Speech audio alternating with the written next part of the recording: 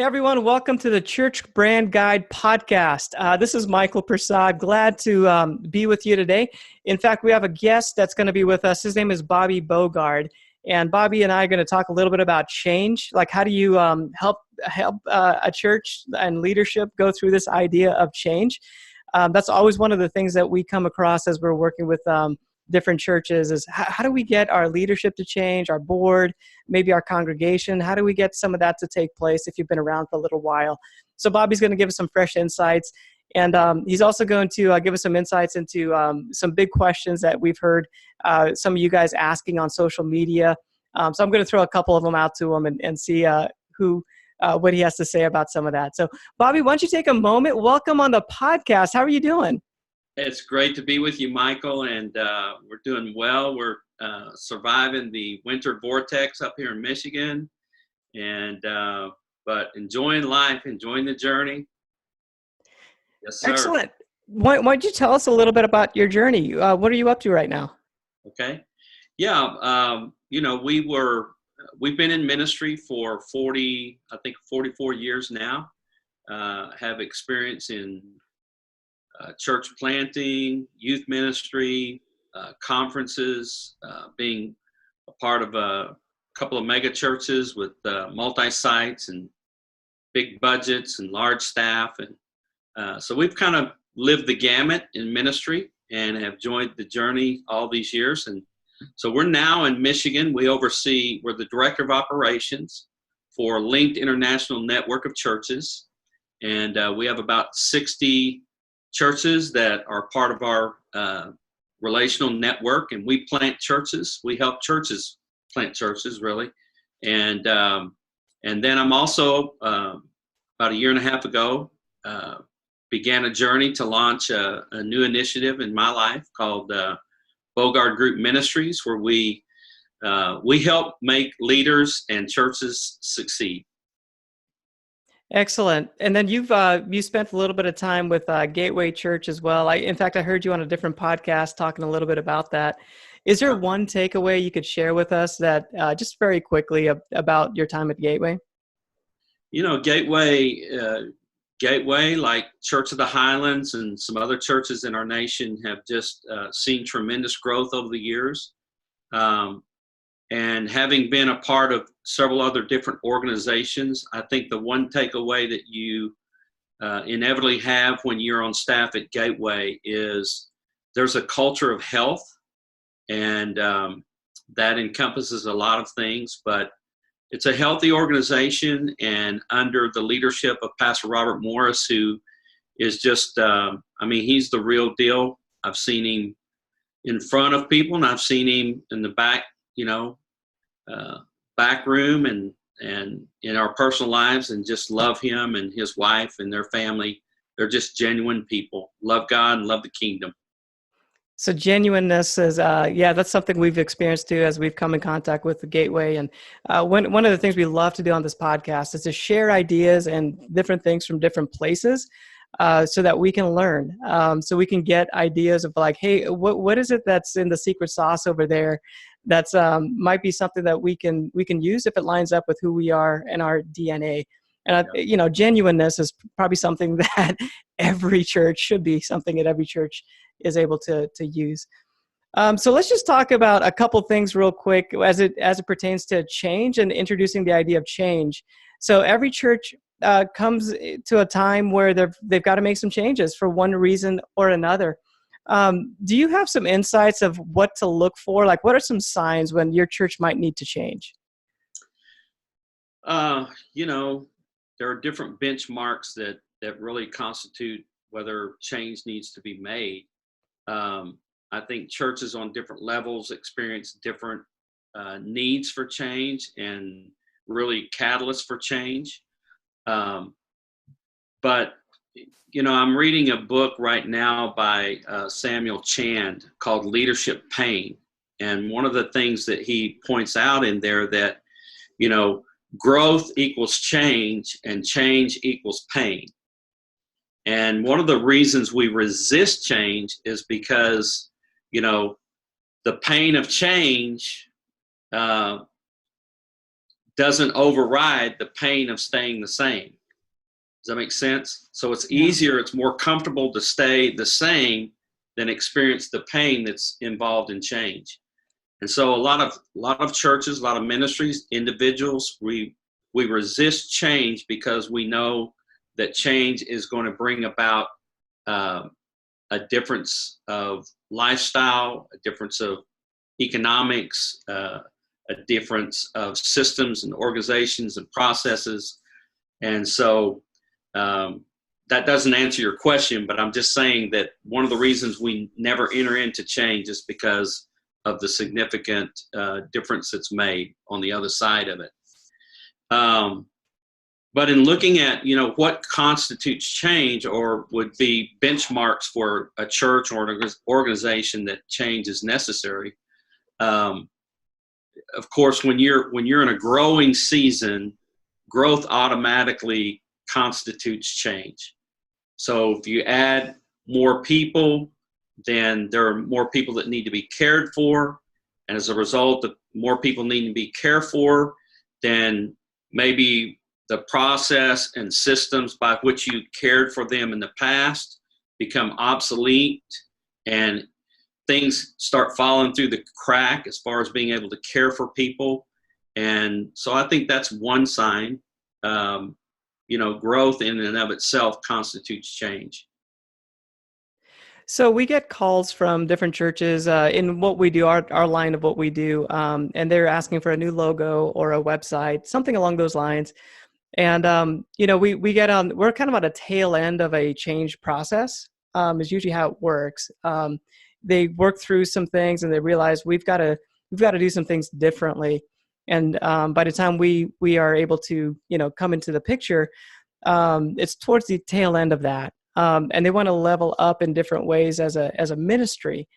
So you're a consultant, especially with the Bogard Group. You go in, you help with that process before we even get in the picture to help them realize that there probably is a need for change, and there's some areas where this change need to take place. What are some of those key areas that you normally take churches through when change is needed? Yeah, well, I think, if we come on the scene, they've already acknowledged that some changes need to be made. Either they're stagnant in their growth, or they're burning out in their personnel because of running hard and not running smart. They come to the table with maybe sometimes ideas and determination of where they feel like they're supposed to go, and so they're asking us to come in and help them find what that direction is. So one of the things that we do is we come in and we help by asking questions for them to really assess themselves and discover, what does this change constitute for us, and what are the necessary steps in order for us to process this change and drive it through the organization. And so on a couple of instances, you and I have worked together where in order for them to move to the next phase or step in their process, it involved marketing or branding, things of that nature, so that people can be driven to accept the change can be communicated effectively, there can be some consistency with the process of change, so that there's a sense of unity and a sense of security. Because granted, when we make changes, people become insecure. And so the best way that we can help them is to help them with good systems and good communication processes. So if you're a pastor out there and you've got a desire to change, things need to change. Bobby, why don't you talk to that pastor real quick? Like, what can they go to their board and say to help that process take place? But the first thing I would say to any senior pastor and really leader of an organization or even a leader of a department is that the first thing that you have to be willing to do is be teachable. We talk about being teachable, but I have to have a teachable heart in order for me to step out and ask for help. If you take people that want to lose weight, sometimes they get a weight loss coach. People that want to, exercise, they get a strength coach. Professional athletes have coaches. And I think one of the things is a lot of pastors have to overcome that barrier of asking for help. But once you've done that, then you have to contend with the people or the organizational structure or the culture that surrounds what that change is going to impact. And so if I'm a pastor and I'm working with my board, the first thing I want to do is cast vision. Without a vision, people cast off restraint. And so the vision has to be clear and concise for the board to understand that the reason we're making this change is because there is, in a sense, a charge given to us from the Lord to move us from this place to this place. And a pastor has to be able to describe that, identify it, paint the picture for what the future looks like. And so he's got to communicate the vision to the board. One of the things that you and I have talked about at times is many times the reason the vision becomes a little bit muddled is because churches really don't have an understanding of what their target is or who God has uniquely gifted them to reach. It's not that we don't reach all people, because we do. We reach all people. Paul says, I'm become all things to all men so that I can reach all of them, right? But there is a lane that God gives us to run in, and we just need to be cognizant of that so that when we make the changes, we relate the changes to the target. Yeah, one of the things that we, on a marketing perspective, we really have to lean into is that target, that the idea of a target.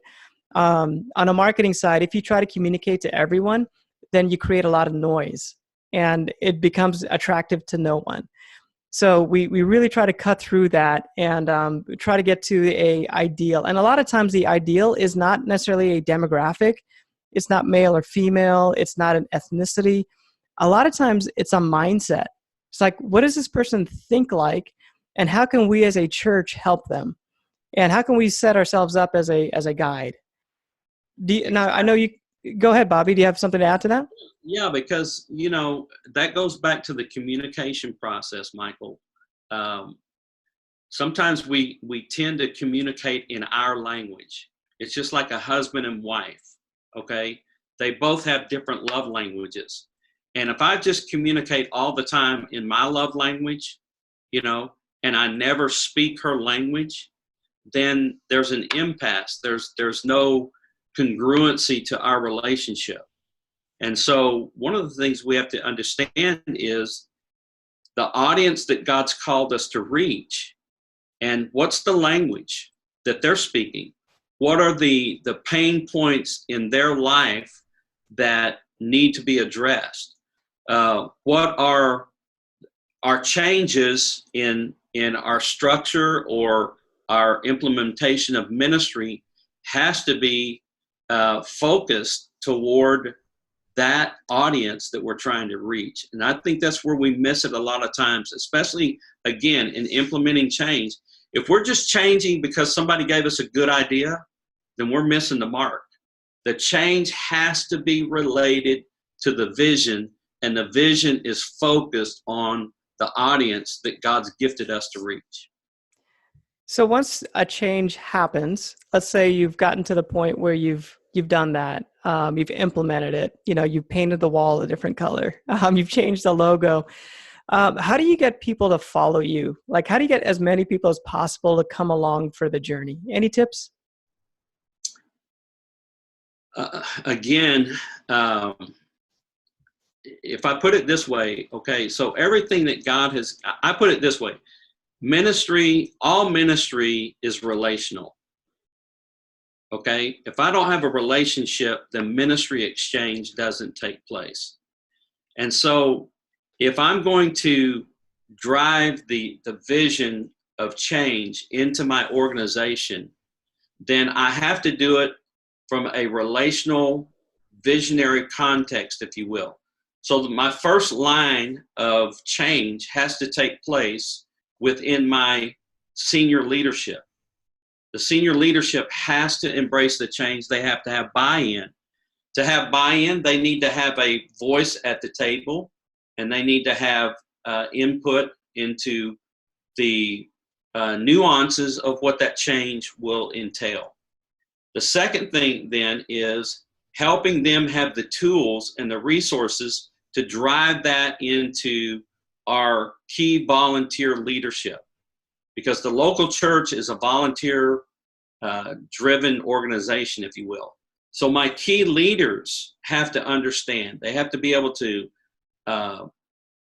eat and breathe, if you will, what that vision entails and the impact. And then it drives down into the church. So the relational part of it is to help people see, okay, the change will produce this outcome. The outcome will change these people's lives. Okay? Does that make sense? Yeah. So I want them to see on the other side of our change, there's somebody that's waiting. Maybe if I'm implementing the change of a freedom ministry, there's somebody waiting that's bound up with drugs or alcohol, or there's somebody that's has another type of addiction. And if we make this change to bring this ministry to them, their lives will be transformed. Or maybe it's bringing in some changes in the aspect of our financial generosity in our community surrounding finances. And so on the other side, I've got some people that are struggling with credit card debt, and we're going to make changes to help them know how to steward. We're going to help them make changes so that they can save and be able to pass on a heritage to the next generation. We're going to help them have a generous spirit so they can give up and above and beyond their tithe and make an impact. So we want to cast the vision, and we want to help them see the result of that vision is that somebody's life is going to be changed. That's great. We'll come across some churches that have been around for a really long time.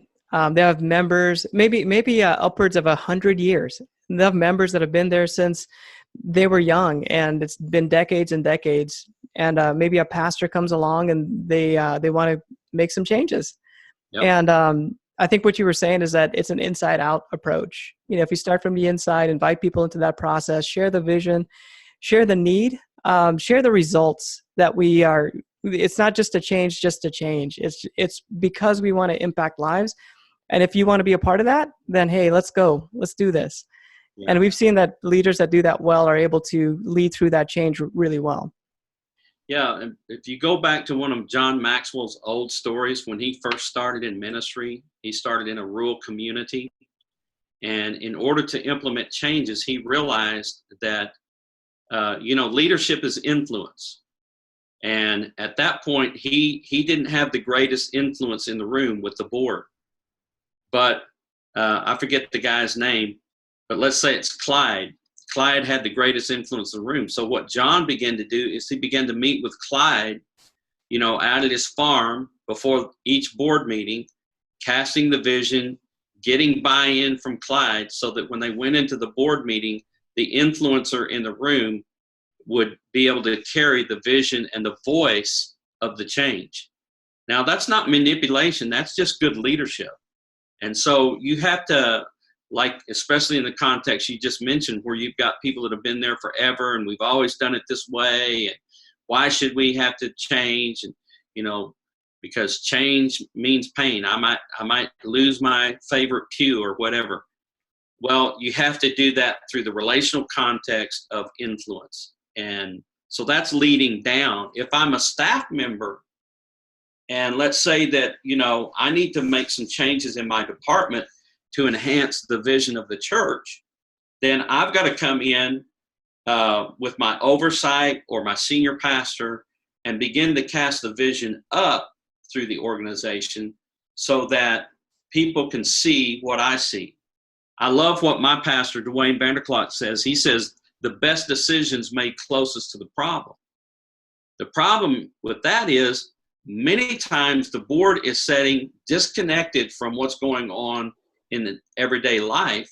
And so change doesn't happen because these people are not pushing the vision up and the need for change up so that these people can see it and comprehend the decision that's being made at this level and how it will impact the church's success.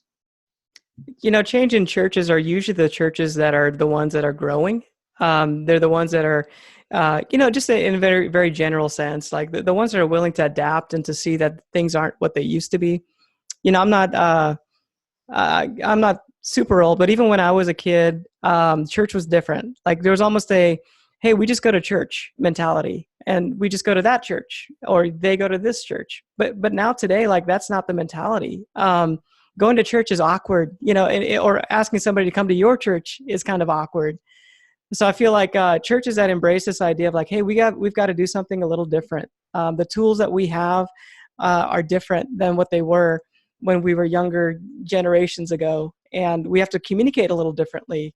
Maybe we have to pay more attention to some things that we didn't used to have to pay attention to, like Facebook or Snapchat or whatever it is that the new thing is that's out. And the churches that embrace that are usually the ones that you see that are growing and doing pretty well. But it's a hard process. Like it's easier said than done.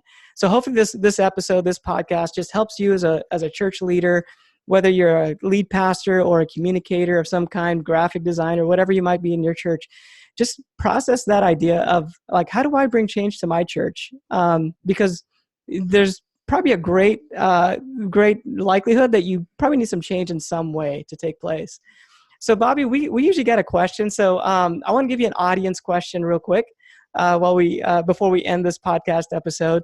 So this question is going to be worded a little bit funny, but I'm doing it on purpose because this is kind of what we get on some of the feedback. So the question from our audience today is, why should we spend money on marketing instead of building an orphanage through missions? Well, the reality is you ought to be doing both. Mission. So a church, their budget should incorporate missions giving. Okay. Now you have local missions, you have world missions, foreign missions.